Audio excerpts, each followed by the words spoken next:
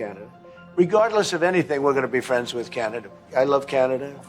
After a resounding election victory on an anti-Trump platform, many thought that when Canadian Prime Minister Mark Carney came face-to-face with US President Donald Trump, it could only result in one thing, a fiery clash. Yet President Trump, who spent months belittling Canada with his annexation threat, had a very different tone towards Washington's once close ally.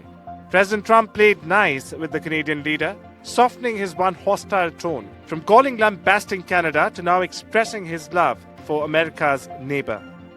Canada's Mark Carney had one goal: to reiterate that Canada is not going to become the 51st US state and avoid a public fight while doing so. And he seems to have succeeded, using praise and a firm stance to push his points across. Said that Canada should become the 51st state. Yeah. No. Well, I still believe that, but you know, it takes two to tango, right?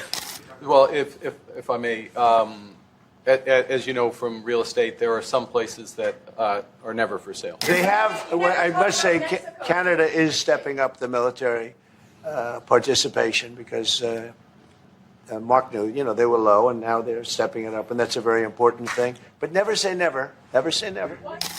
Despite Trump's never say never retort, the US and Canada look to be on the path of resetting ties.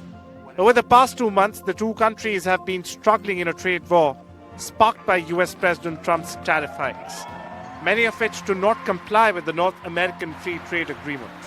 Carney, like many other world leaders, hopes to quickly negotiate a bilateral trade agreement that could very well reduce the impact of American duties.